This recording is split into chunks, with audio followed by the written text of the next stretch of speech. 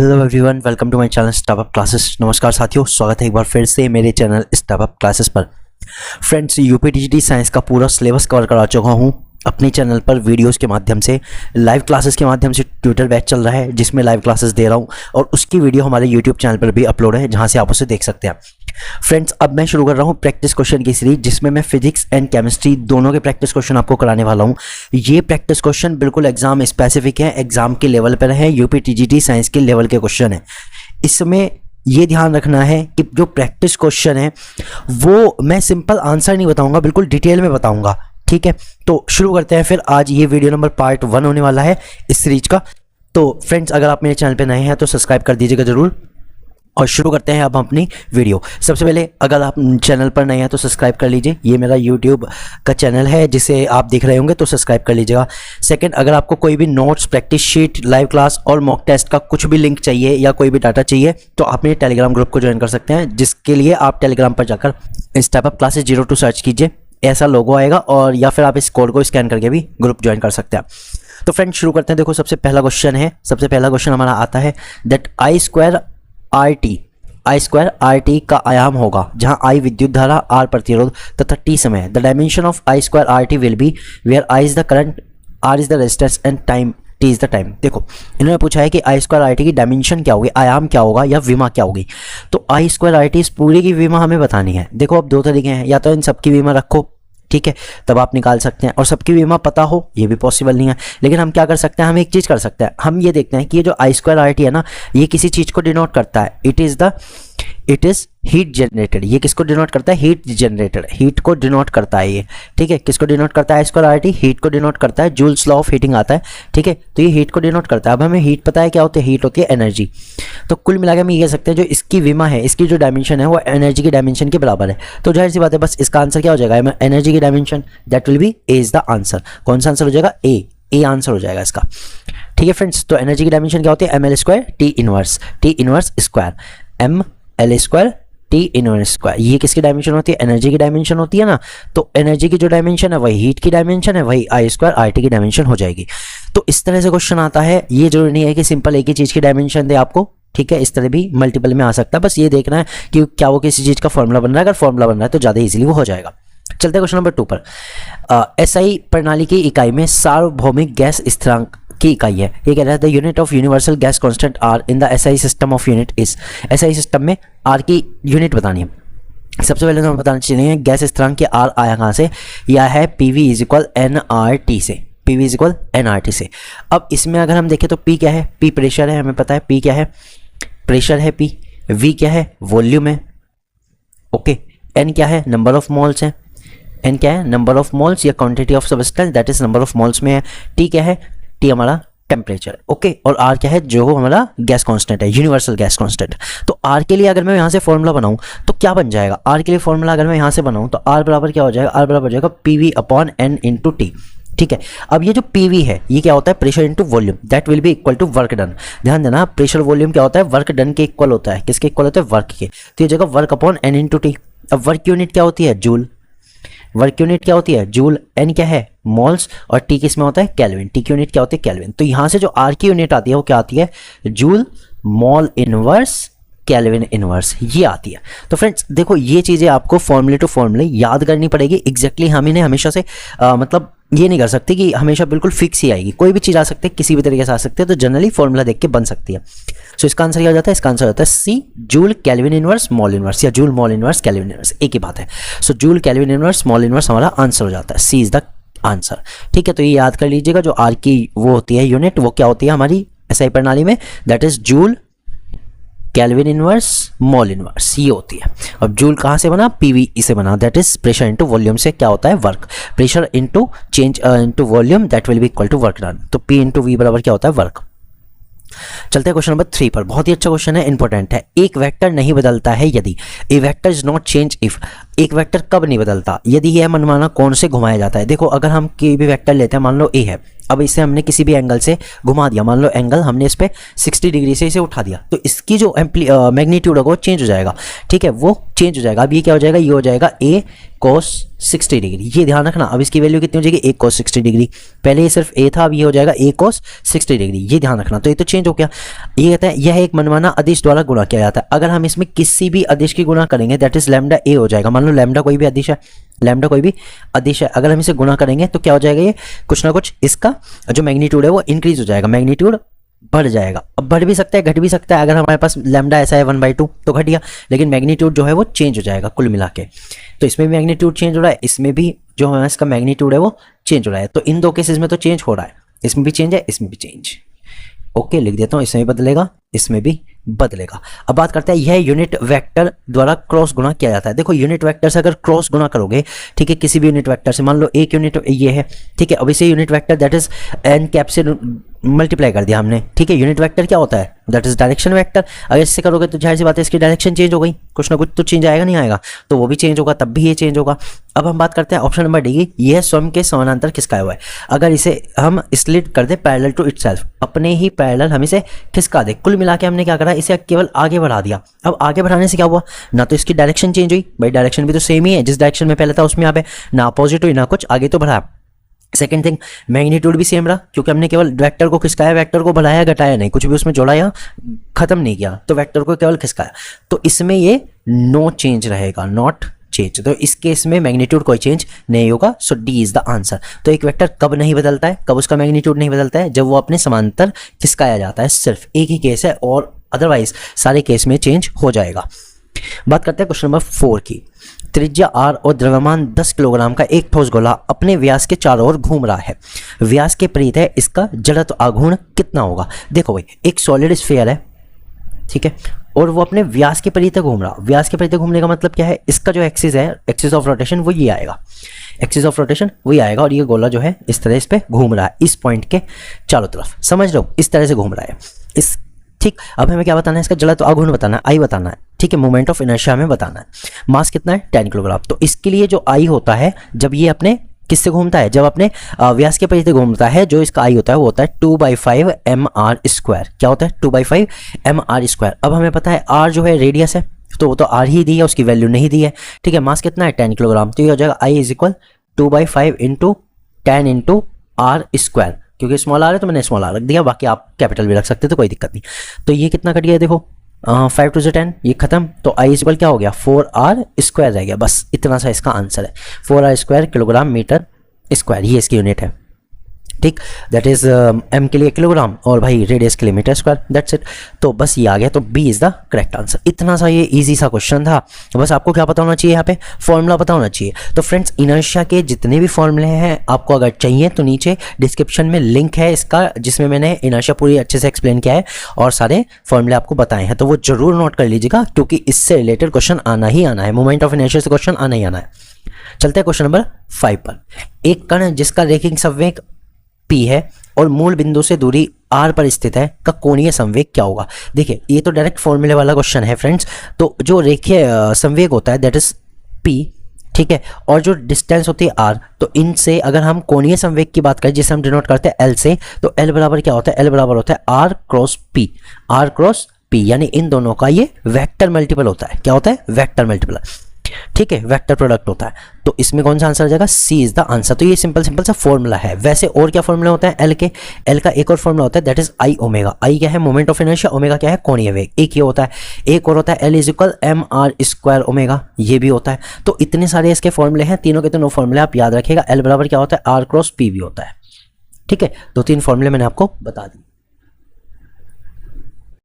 चलते हैं question number 6 पर। बहुत ही अच्छा क्वेश्चन है, ठीक है। ये कह रहे हैं प्रकाश विद्युत प्रभाव के एक प्रयोग में धातु के उत्सर्जक सतह पर 0.62 म्यू तरंग दैर्ध्य के प्रकाश के आपतित होने पर निरोधी विभव 1.0 वोल्ट होती है, तो धातु के कार्यफलन लगभग कितना होगा। तो अब ध्यान दो, इसमें ना हमें कहाँ से कैसे करना है ये ध्यान दो। सबसे पहले अगर आपको फोटो इलेक्ट्रिक इफेक्ट नहीं पता तो थोड़ा सा मैं समझा देता हूँ। देखो, फोटो इलेक्ट्रिक इफेक्ट में क्या होता है, मान लो कोई एक मेटल है, इसकी सरफेस पे अगर कोई फ्रीक्वेंसी की लाइट आकर गिरे, एक पर्टिकुलर फ्रीक्वेंसी की लाइट आकर गिरे, तो इससे क्या होता है, इससे ना इलेक्ट्रॉन निकलते हैं, तुरंत निकलते हैं इलेक्ट्रॉन। क्या निकलते हैं, इससे इलेक्ट्रॉन निकलते हैं। इन्हीं इलेक्ट्रॉन्स को हम क्या कहते हैं, फोटो इलेक्ट्रॉन्स कहते हैं। अब ये जो फोटो इलेक्ट्रॉन्स है उनके कारण इलेक्ट्रिसिटी भी जनरेट होती है। इतनी तो बात क्लियर हो गई। अब ध्यान दो इसमें कुछ चीज़ें। सबसे पहले तो जो लाइट गिरेगी वो एक पर्टिकुलर फ्रिक्वेंसी की होनी चाहिए। अगर वो उस फ्रिक्वेंसी से कम है तो इस सतह से इलेक्ट्रॉन नहीं निकलेंगे, ठीक। तो जो लाइट गिर रही है, मान लो उसकी फ्रिक्वेंसी न्यू है, ठीक है, तो उसकी एनर्जी कितनी हो जाएगी, E is equal H new हो जाएगी। ये इस गिरने वाली लाइट की एनर्जी है, ओके। अब ध्यान दो, जो इलेक्ट्रॉन निकलेंगे, जब ये इलेक्ट्रॉन निकलेंगे तो हमें पता है इसमें कौन सी एनर्जी होगी, काइनेटिक एनर्जी होगी। कौन सी एनर्जी होगी, काइनेटिक एनर्जी। अब क्या ये जो एनर्जी है, जैसे ही इलेक्ट्रॉन गिरेंगे तो क्या एकदम से निकल जाएंगे, नहीं। इस मेटल के लिए एक खास चीज होती है, इसकी अपनी एक मतलब टेंडेंसी होती है, एक पर्टिकुलर प्रॉपर्टी होती है जिसे हम कहते हैं वर्क फंक्शन। क्या कहते हैं, वर्क फंक्शन। और वर्क फंक्शन क्या है कि इस सबस्टेंस की अपनी एक थ्रेशोल्ड फ्रीक्वेंसी होती है जिसके नीचे फोटो इलेक्ट्रिक इफेक्ट नहीं होता। समझो बात को। अब ये कैसे है, मान लो इस पे कोई एक फ्रीक्वेंसी की लाइट गिर रही है और वो इस वर्क फंक्शन के थ्रू जो थ्रेशोल्ड फ्रीक्वेंसी है उससे कम है, ठीक है, इस न्यू नॉट से कम है, तो बिल्कुल भी इलेक्ट्रॉन निकलेंगे नहीं। अगर ये फ्रीक्वेंसी जो हमारी आपतित किरण की फ्रीक्वेंसी है न्यू, या तो इसके बराबर है, किसके, न्यू नॉट के, या फिर इससे ज़्यादा है, केवल तभी फोटो इलेक्ट्रिक इफेक्ट होता है, अगर जो गिरने वाले प्रकाश की मतलब आने वाले प्रकाश की इंसिडेंट लाइट की जो फ्रीक्वेंसी है, अगर वो न्यू नॉट से कम है तब नहीं होगा, बिल्कुल भी नहीं होगा, चाहे इंटेंसिटी कितनी भी हो जाए। समझ गए ना। तो एक चीज़ हो गई ई, एक चीज़ हो गई वर्क फंक्शन, और एक होगी काइनेटिक एनर्जी। अब इनका जो फॉर्मूला बनता है वो फॉर्मूला बनता है that is work function is equal E minus के ई, यानी जितनी एनर्जी गिरी उसमें से अगर काइनेटिक एनर्जी निकाल दे तो जो है वो वर्क फंक्शन है, दैट्स इट, ठीक है। तो ये इसका फॉर्मूला होता है। या फिर मैं ये भी कह सकता हूँ काइनेटिक एनर्जी बराबर ई माइनस वर्क फंक्शन। भाई काइनेटिक एनर्जी कितनी मिलेगी कि जो लाइट गिरी उसमें से वर्क फंक्शन जितनी घटा दो, जो बचेगी वो काइनेटिक एनर्जी में कन्वर्ट हो जाएगी। सिंपल सी बात है। तो यहाँ से एक फॉर्मूला और भी बन सकता है आगे याद रखने के लिए, काइनेटिक एनर्जी को ई माइनस डब्ल्यू नॉट क्या हो जाएगा, वर्क फंक्शन हो जाएगा, ओके। तो ये हमारा फॉर्मूला बन जाता है। अब इतनी बात तो आपको आई थिंक समझ में आ गई होगी। अब जो चीज़ें दी हैं उसको समझो। एक तो इन्होंने दिया है तरंग दैर्ध्य, इन्होंने फ्रीक्वेंसी नहीं दी, तरंग दैर्ध्य दी है, यानी जो प्रकाश आपतित हो रहा है ना उसकी तरंग दैर्ध्य दी है। तो कोई बात नहीं, तरंग दैर्ध्य से भी फॉर्मूला बना लेंगे। वो बनेगा E is equal H C upon lambda. ये है आपतित प्रकाश की ऊर्जा, इससे हम निकाल सकते हैं, ठीक है। निरोधी विभव दे रखा है, निरोधी विभव मतलब जो काइनेटिक एनर्जी निकलेगी उसके लिए दे रखा है, that will be equal E into V, कितने वोल्ट है, कितना उसका चार्ज है। तो सिंपल सा अगर मुझे इलेक्ट्रॉन वोल्ट में रखना है, क्योंकि आंसर इलेक्ट्रॉन वोल्ट में है, तो मैं रख लूंगा E into 1 volt, that will B 1 electron volt की काइनेटिक एनर्जी यहाँ पर प्रोड्यूस हो रही है। कितनी काइनेटिक एनर्जी प्रोड्यूस हो रही है, 1 वोल्ट की। अब ये मैंने इलेक्ट्रॉन वोल्ट में क्यों रखा, ध्यान दो, क्योंकि आंसर मेरा इलेक्ट्रॉन वोल्ट में है। भले ये फ्रीक्वेंसी माइक्रोमीटर में दे रखी है, लेकिन आंसर जो मेरा है वो किस में, इलेक्ट्रॉन वोल्ट में है, इसलिए मैं एनर्जी को भी यहाँ पे इलेक्ट्रॉन वोल्ट में ही कन्वर्ट करूंगा। तो एक चीज़ तो मुझे मिल गई काइनेटिक एनर्जी तो मुझे मिल गई। ई निकालना है, वर्क फंक्शन निकाल लेंगे फिर माइनस करके। तो ई बराबर क्या है, E बराबर है एच सी अपॉन लैम्डा। अब H क्या है हमारा, प्लैंक कांस्टेंट, जिसकी वैल्यू होती है 6.626 इंटू 10⁻34। C क्या है, speed of light, that is 3 into 10⁸ metre per second. और लैम्डा क्या है हमारे पास, देखो लैम्डा है माइक्रोमीटर में, किसमें है, माइक्रोमीटर में है। तो माइक्रोमीटर में दैट इज 0.62 इंटू 10⁻6 से मल्टीप्लाई हो जाएगी। अब क्योंकि जो उन्होंने वहाँ पे आंसर दिया हुआ है इलेक्ट्रॉन वोल्ट में दिया हुआ है, जैसे मैंने काइनेटिक एनर्जी को भी कन्वर्ट करा, तो इस एनर्जी को भी जो अब तक ये निकलेगी तो यहाँ से जूल्स में निकलेगी, इसको काइनेटिक एनर्जी को भी इलेक्ट्रॉन वोल्ट में कन्वर्ट करने के लिए मुझे डिवाइड करना पड़ेगा एक इलेक्ट्रॉन के चार्ज से, दैट इज 1.6 इंटू 10⁻19। अब यहाँ से जो एनर्जी आएगी, इसको काट पीट के सारे को कैलकुलेट करके यहाँ से जो एनर्जी आएगी फ्रेंड्स, वो आएगी E is equal 3 point something, नहीं 3 पॉइंट नहीं, ये आ जाएगी 2.0 इलेक्ट्रॉन वोल्ट। कितनी आ जाएगी, 2.0 इलेक्ट्रॉन वोल्ट आ जाएगी। 3 पॉइंट तो वो उसमें आएगी जूल में, ठीक है। तो ये आ जाएगी कितनी, 2.0 इलेक्ट्रॉन वोल्ट आ गई। अब हमारे पास सिंपल सा वर्क फंक्शन का फॉर्मूला है, that is W not is equal E minus के। E कितना आया हमारे पास, 2.0 वोल्ट। K कितना आया था, कितना आया था, काइनेटिक एनर्जी 1 वोल्ट। तो वर्क फंक्शन कितना रह गया, that is 1 electron volt. W not बराबर क्या आ गया, 1 इलेक्ट्रॉन वोल्ट। अब फ्रेंड्स देखो इसका आंसर क्या है, इसका आंसर है A। क्या आंसर है इसका, A। तो कोई भी क्वेश्चन हमें ऐसे तुक्का मार के नहीं करना, विद फॉर्मूला करना है, ताकि अगर कोई और क्वेश्चन आ जाए तो हम कर सकें। तो यहाँ से फ्रेंड्स फॉर्मूला याद रखना जो अभी मैंने बताया, ठीक है। फोटो इलेक्ट्रिक इफेक्ट से जो फॉर्मूला मैंने बताया उसको ध्यान रखो, कंसेप्ट को ध्यान रखो। फोटो इलेक्ट्रिक इफेक्ट के लिए मैं आपको रिवीजन पॉइंट्स बता देता हूँ, रिवीजन पॉइंट्स बना लो अपने। फर्स्ट ऑफ ऑल, जो हमारी आपतित प्रकाश की फ्रीक्वेंसी है, इट शुड बी ग्रेटर और equal than threshold frequency, it should be greater और equal than threshold frequency. Second thing, for the wavelength it is opposite, जो आपतित प्रकाश की तरंग दैर्ध्य है, इट शुड बी लोअर और इक्वल देन न्यू नॉट, ये कम होनी चाहिए क्योंकि ये फ्रीक्वेंसी के रेसिप्रोकल है। हमें पता है ये फ्रीक्वेंसी के रेसिप्रोकल, तो जाहिर सी बात है उसके अपोजिट ही चलेगा। एक बात क्लियर होगी।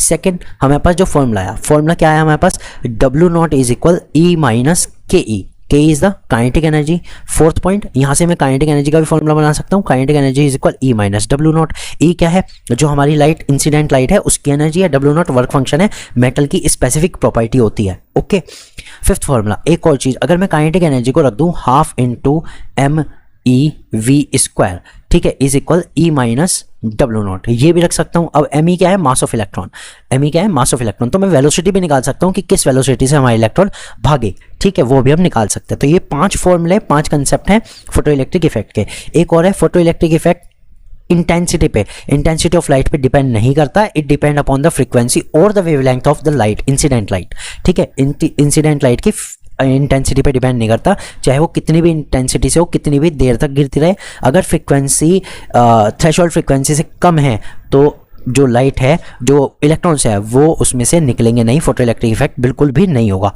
ये पॉइंट आप याद रखिएगा। खैर, बात करते हैं क्वेश्चन नंबर 7 की। बहुत ही अच्छा क्वेश्चन है। उत्तल दर्पण से अनंत एवं ध्रुव के मध्य रखी वस्तु का प्रतिबिंब सदैव बनता है। देखो, उत्तल दर्पण की बात हो रही है। उत्तल दर्पण में क्या होता है कि जो हमारी डीप साइड है, जो कि हमारी कर्व साइड है, इनवर्ट साइड, ठीक है, ये तो होती है हमारी पॉलिश्ड। कैसी होती है, पॉलिश्ड। और जो ये हमारी ऊपर की कर्व साइड होती है, ठीक है, ये होती है हमारी क्या होती है, ये हमारी रिफ्लेक्टिंग सरफेस होती है। क्या होती है, रिफ्लेक्टिंग सरफेस होती है। तो ये हमारा क्या होता है, ये हमारा होता है कॉन्वेक्स मिरर। कॉन्वेक्स मिरर ये जनरली कहाँ में होता है, मैं आपको बता दूं, ये हमारे जो कार्स और जो व्हीकल्स होते हैं लाइक स्कूटर, बाइक वगैरह, इनका जो रियर व्यू मिरर होता है, कौन सा होता है, रियर व्यू मिरर, जो पीछे देखने के लिए होता है, उन सब में यही हमारा कॉन्वेक्स मिरर यूज होता है। ये ध्यान रखिएगा। ओके, इतनी बात क्लियर होगी। अब इससे जो इन्होंने इमेज पूछी है, वो पूछी है कि कब और कैसा बनता है। इन्होंने कंडीशन दी है अनंत एवं ध्रुव के बीच। देखो फ्रेंड्स, जब भी कोई ऑब्जेक्ट इन्फिनिटी पर होगा, चाहे कोई मिरर आ जाए, चाहे कोई लेंस आ जाए, इसके लिए शॉर्ट ट्रिक बता रहा हूँ। अगर कोई ऑब्जेक्ट इन्फिनिटी पे है तो उसकी जो इमेज बनेगी वो फोकस पे बनेगी। अगर ऑब्जेक्ट आपका इन्फिनिटी पे है तो उसकी इमेज कहाँ बनेगी, फोकस पे बनेगी।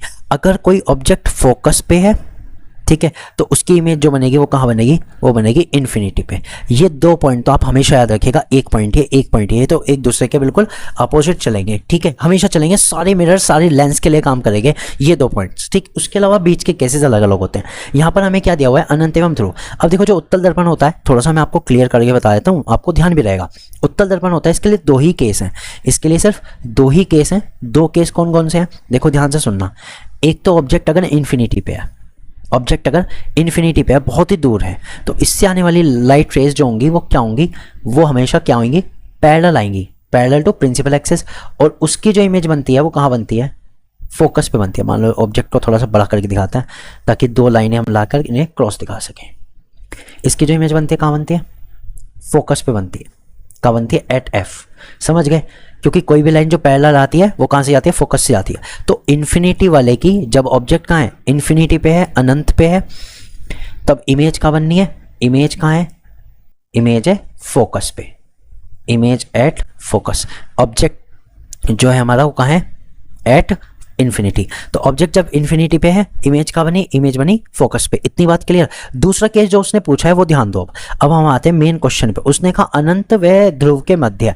अब इसका ध्रुव कहाँ होता है, ध्रुव कहाँ होता है बताओ, जो प्रिंसिपल लाइन और फोकस को मिलाने वाला पॉइंट है, ठीक है, मिरर के ऊपर जो फोकस और फोकस ये है इसका, ठीक है, सेंटर ऑफ कर्वेचर ये है। तो फोकस और सेंटर ऑफ कर्वेचर को मिला के जो मिरर के हमारे क्रॉस करता है उसी को हम कहते हैं पोल, पी से डिनोट करते हैं, ध्रुव कहते हैं।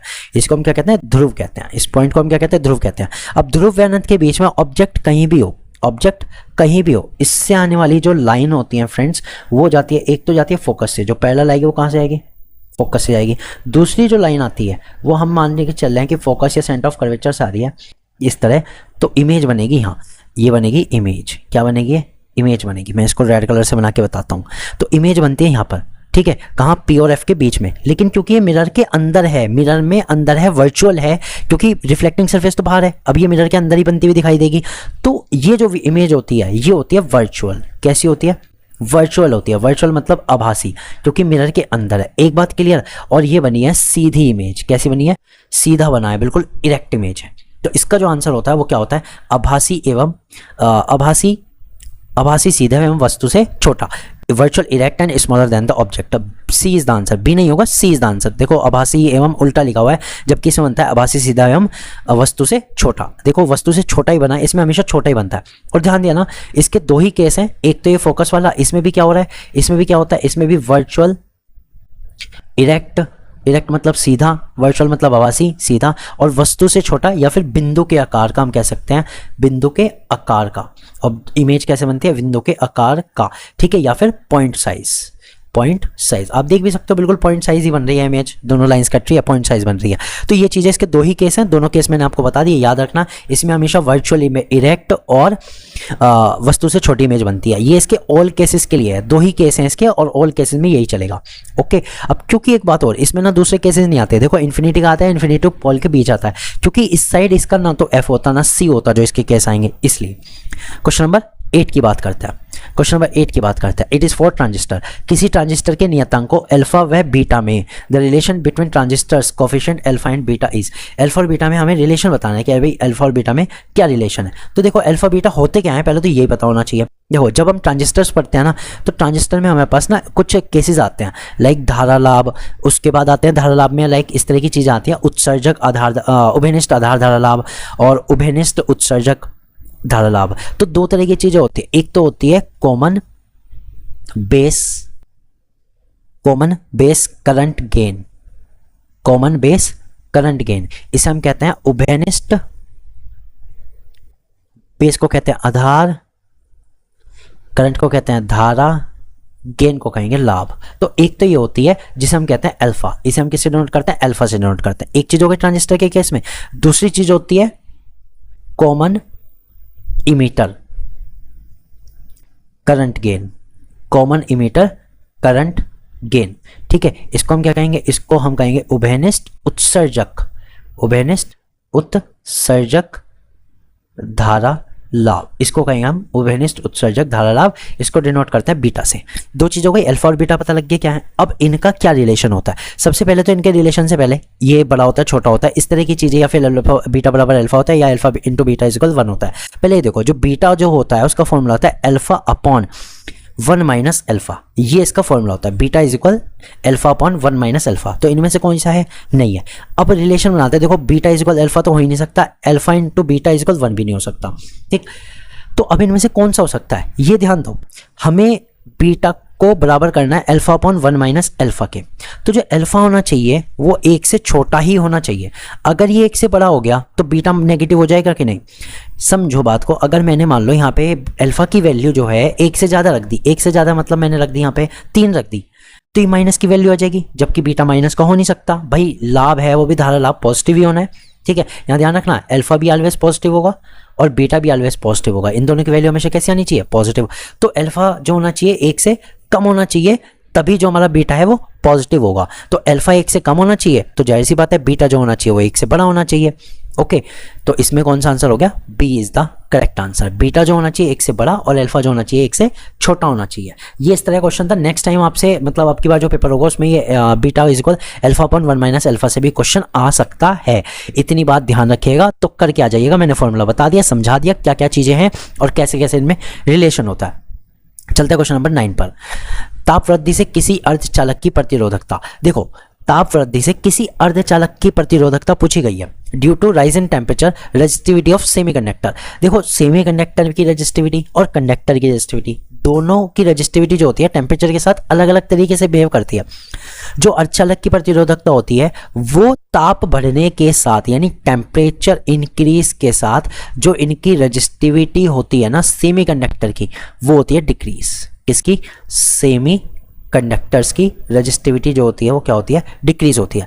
लेकिन अगर मैं कंडक्टर्स की बात करूं, अगर मैं कंडक्टर्स की बात करूँ, चालकों की बात करूँ, चालक की बात करूँ, तो टेम्परेचर बढ़ने के साथ उनकी जो कंडक्टिविटी होती है, सॉरी रेजिस्टिविटी होती है, वो बढ़ती है, कंडक्टिविटी घटती है। ठीक है, इतनी बात ध्यान दो। तो सेमीकंडक्टर में अलग टाइप से होता है, कंडक्टर में अलग से होता है। तो इस चीज़ पे फोकस करके आना कि आपसे अर्धचालक की पूछिए या चालक की पूछिए। तो हमें किसकी पूछिए? अर्धचालक की पूछिए। तो सेमीकंडक्टर के लिए क्या होता है? Temperature increase, resistivity decrease, that is C is the answer, C is the answer.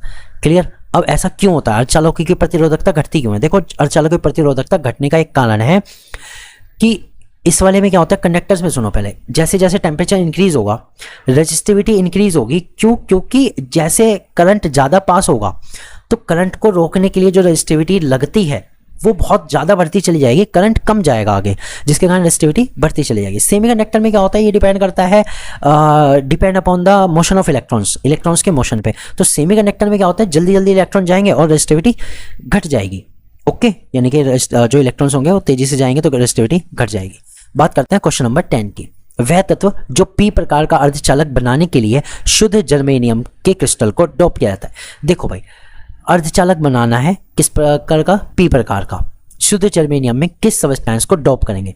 तो ध्यान दो, जो हमारे सेमीकंडक्टर्स होते हैं, अर्धचालक होते हैं, वो मैंने समझाया हुआ है, इसकी एक पर्टिकुलर वीडियो है। ये दो टाइप के होते हैं, एक तो होता है पी टाइप, एक होता है एन टाइप।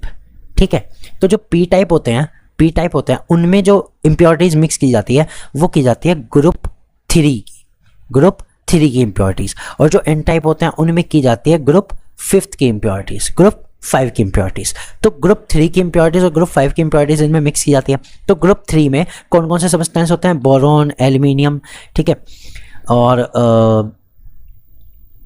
गैलियम, ठीक है, इस तरह के सब्सटेंस होते हैं, इंडियम, TH, ठीक है। तो ये होते हैं। अब इसमें ग्रुप 3 में कौन सा होता है? इसमें होता है nitrogen, phosphorus, arsenic, antimony, bismuth, ये सब होते हैं। ठीक है, ठीक, तो ये होता है ग्रुप 5 में। तो इनमें ध्यान दो, अगर हमें पी टाइप का बनाना है तो ग्रुप 3 की इम्प्योरिटीज मिक्स करनी पड़ेगी। अब ग्रुप 3 की जो इम्प्योरिटीज होती हैं वो कैसी होती हैं? ये सब्सटेंस होते हैं ट्राईवैलेंस। ट्राईवैलेंस मतलब आउटर मोस्ट में कितने इलेक्ट्रॉन होते हैं? 3 इलेक्ट्रॉन। ये जो होते हैं ये पेंटावैलेंस होते हैं। कैसे होते हैं? पेंटावैलेंस होते हैं। इनमें जो होते हैं 5 इलेक्ट्रॉन होते हैं आउटर मोस्ट शेल में। तो जो पी टाइप बनते हैं वो ग्रुप 3 वालों से बनते हैं। तो इसमें ग्रुप 3 में कौन सा है? दैट इज डी, एल्यूमिनियम ही है, एल्यूमिनियम ही है। तो इसमें एल्यूमिनियम की ही इम्प्योरिटीज मिक्स करके पी प्रकार का हम बना सकते हैं। अगर गैलियम, इंडियम या थोरियम होता तो इनमें से हम ये भी मिक्स कर सकते थे। समझ गए फ्रेंड्स? क्लियर हुई बात? तो इस तरह से फ्रेंड्स मैंने अभी 10 क्वेश्चन कराए। वीडियो अच्छी लगी हो तो लाइक कर देना। वीडियो रख रहे हैं छोटी ताकि आप आराम से देख सकें और पूरी वीडियो देख सकें। ज़्यादा लंबी होने के बाद आप नहीं देखते और अटेंशन स्पैम कम हो जाता है। तो फ्रेंड 10 क्वेश्चन की वीडियो आती रहेगी, फटाफट से अपनी तैयारी करते रहिए, बहुत इंपॉर्टेंट क्वेश्चन है। चलिए मिलता हूँ अगली वीडियो में, तब तक के लिए गुड बाय, और चैनल को सब्सक्राइब जरूर कर दीजिएगा और वीडियो अच्छी लगी हो तो लाइक कर दीजिएगा। मिलता हूँ कल, गुड बाय।